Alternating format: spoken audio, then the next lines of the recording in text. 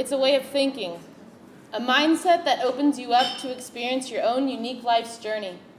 The hardships, struggles, and victories, every feeling, emotion is unique and specific to each individual. We all see life through our eyes alone.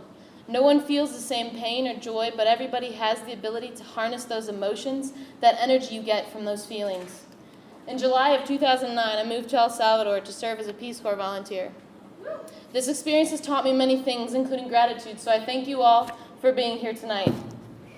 Not knowing more than basic Spanish, I knew the opportunity I faced would be greater than living without the comforts I knew of the States. Even using the bathroom was a challenge, and I didn't have the words to ask how. It was as if I had reverted to infancy. Even the most simple tasks required help, and I was only beginning to learn how to express myself and ask for what I needed. As a means of integration, I lived with a Salvadoran family for over a year. Their willingness to open their home to a stranger taught me about opening myself up to trust others. In the first few months, I got to know the community, the culture, and even some Spanish. I learned patience as I carried my dictionary door to door and fumbled through asking their hopes of how I might be able to help in the community. Just love it is a way of living, a lifestyle where you lose yourself and you find yourself. Everyone's got it. It's right there in front of you. The ability to capture time and to enjoy every experience you have in life, big or small. Joyful or sorrowful, painful or tragic, these feelings are unique to you and you alone. It was a powerful, unique experience. One of the first community members I was able to communicate with was the English teacher, Don Quique. He helped me experience catharsis. I didn't see it coming, building sexist remarks, and right in front of the entire middle school, I let it all out. I harbor less now. I learned control and forgiveness from Don Quique. After about a month into my service, I received an email from the Peace Corps director notifying volunteers living in communities without electricity that there was a group interested in helping with solar energy. It couldn't have been better timing. I responded right away. There are the pages, paragraphs, and photos etched into your life story. It's the energy we use when times get tough, when we have to grit our teeth, when we succeed and accomplish our goals. 3 months later, the 20K Watts crew showed up. Leo, the director, Ryan, his son, and their team came with the intention to gain publicity for Ryan's music career. But when they arrived, it was a different story. They all agreed this was about more than a music career.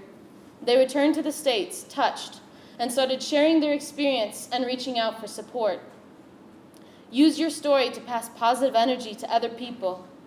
If each day every person went out and made the next person they met better, made their life and job a little easier and a little more positive, the world would change. It would be infectious. 2 months after returning from their trip to El Salvador, Ryan found out that at 27 years old he had cancer. Once a semi-professional soccer player in Europe, turned musician with a promising career, he was now faced with Hodgkin's lymphoma. As Ryan was in and out of chemo and oftentimes remained in bed, his spirits were high. He had an incredible ability to find beauty in all things, even his cancer. This image of a skull with a halo represents what Ryan believed, that there is beauty in everything, and through love, even the most difficult or seemingly terrible things have the potential for beauty. Among many things, Ryan was a writer. One of my favorite pieces of his was written just a few months before his passing, and I've been sharing it with you all throughout this presentation. It's called Just Love It. Just Love It is about waking up every day and saying, I'm going to take full advantage of this day and push my positive energy into the world. Ryan taught me the power of a dream.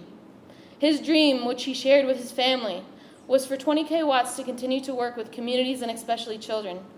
Although Ryan never returned to El Salvador to see the projects, Don Quique's classroom, 3 rural clinics, and over 2,000 homes now have solar lights, all because of a dream. I finished Peace Corps in 2012 and returned to the States.